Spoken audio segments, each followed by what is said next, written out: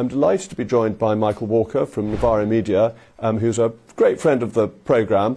Michael, how can we defend this enormous growth in the civil service since 2015-16? Well, I suppose one way we can defend it is by looking at, I think, some of the nonsense arguments you've just made and showing why they're wrong. So this idea that we cut organisations to make them more efficient, I think we have so many examples of how that constantly backfires. So, for example, with the Home Office, cuts of 25% after 2010. Now, the idea was this would give us all of these efficiency savings, which would make it much more productive, much more efficient, a much better use of taxpayers' money. What happens in the end?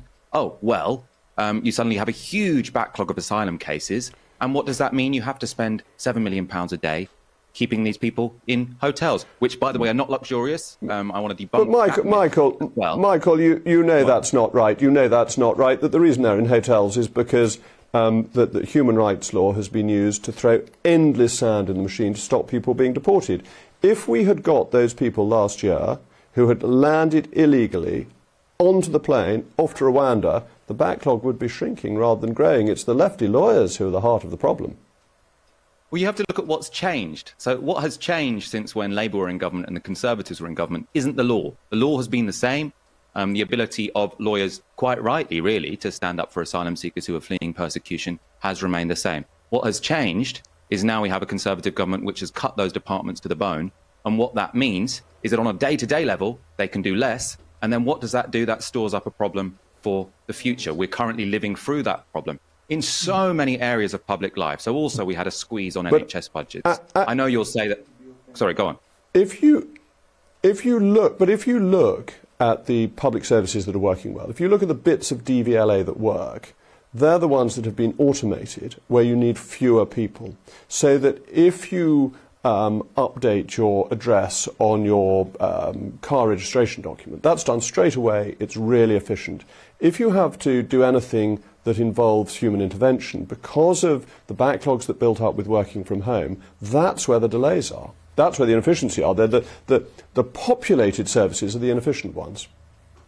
Well, that's just an argument against people, isn't it? And I mean, there are many parts of public life where you can't replace people with robots.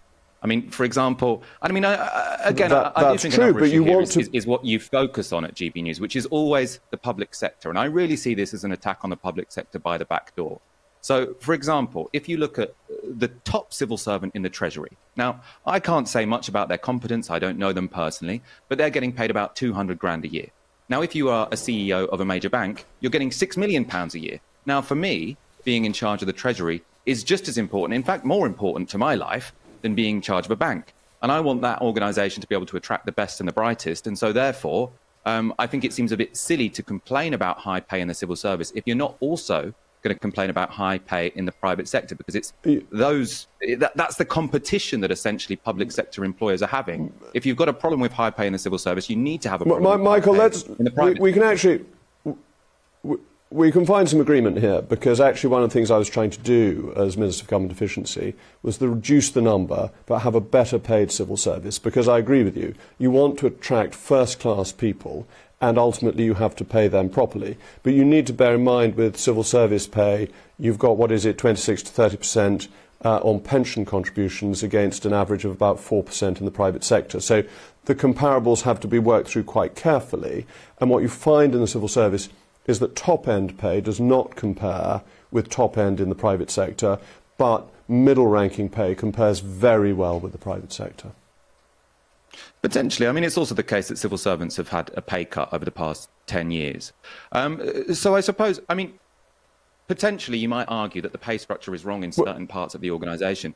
But the fact is that on this channel, what you're constantly doing, and what you seem to be obsessed with, Jacob, is attacking public sector workers. Now, we've got the bosses of Thames Water who are getting paid £1.4 million or £1.6 million a year. Now, that is a huge reward for failure, but because it's in the private sector, because it's also shareholders who are getting a benefit, you don't seem so concerned about it. Michael, you clearly don't watch the programme every night, because if you'd heard what I'd said on Thames Water, I said we should just allow it to go bankrupt. because the shareholders would then lose their money, the assets would still be there, they could be brought out of bankruptcy.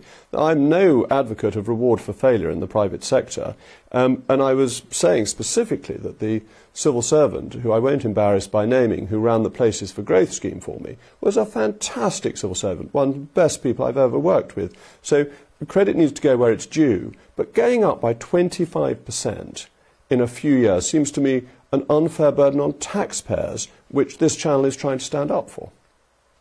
I mean, potentially. I mean, I suppose my question here is, one, about this focus. So the focus, I think, on the civil service misses that the big problem is the inequality in pay in the private sector, which means that public sector organisations do have to pay more than they should. I don't think the civil service should be trying to compete with NatWest paying their CEO £5 million. I think it's silly that anyone gets paid £5 million. I also think a mistake that you guys make is thinking that if it's in the private sector, that means that there must have been some risk involved. Now, I was counting up how much me and my two flatmates pay our landlord a year, and it is about 33 grand a year. Now, all you need to do in this country at the moment to earn over 100 grand is own 3 ex-council flats in a major city. Now, that is someone, in my mind, who is getting paid too much money for not doing any work. And this focus on the civil service I find bizarre. You've got to have saved quite a lot of money, though. Well, paying rent is basically a tax because I've got no choice but to pay it. No, because you've got the choice of getting a mortgage instead, and that the person who has bought the properties has invested capital to buy it, and capital must have a return. I am what's called a captive market there.